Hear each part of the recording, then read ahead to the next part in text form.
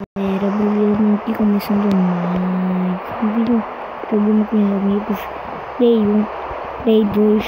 E hoje, pessoal, eu tô aqui no Minecraft Criativo 8. Amanhã a gente já tá terminando, né, a série.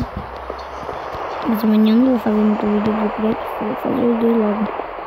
Mas vai ser tipo assim os últimos. E esse daí é o último episódio. Tá chovendo aqui, né, no nosso criativo, nossa plantação.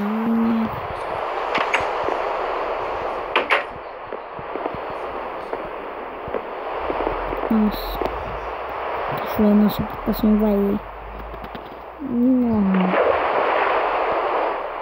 Já tá crescendo, né? Que beleza, gente. Deu mais aí no vídeo, né, do criativo que ele fez esse daqui também, né?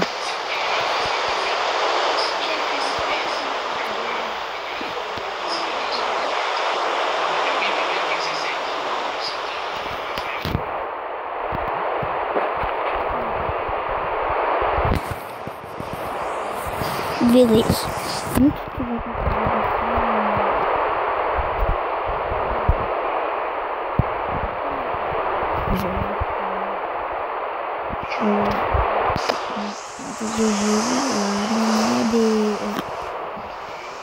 uma casa de gelo lá no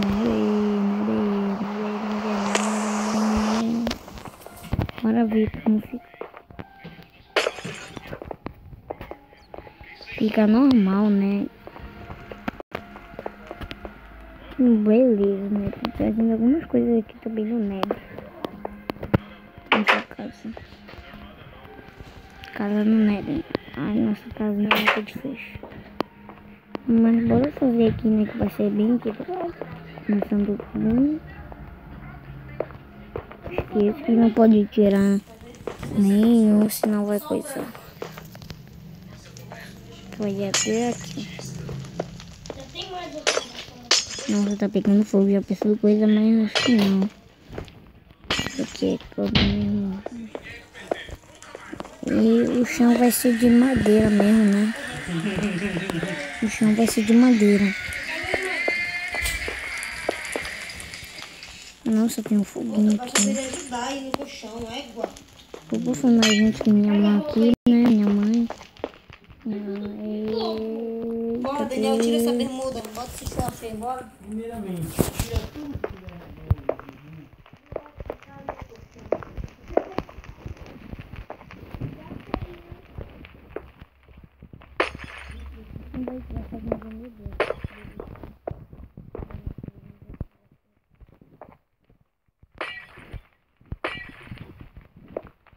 E agora bora botar o vendedor. Primeiro a gente botar dois aqui. Bora botar um daqui.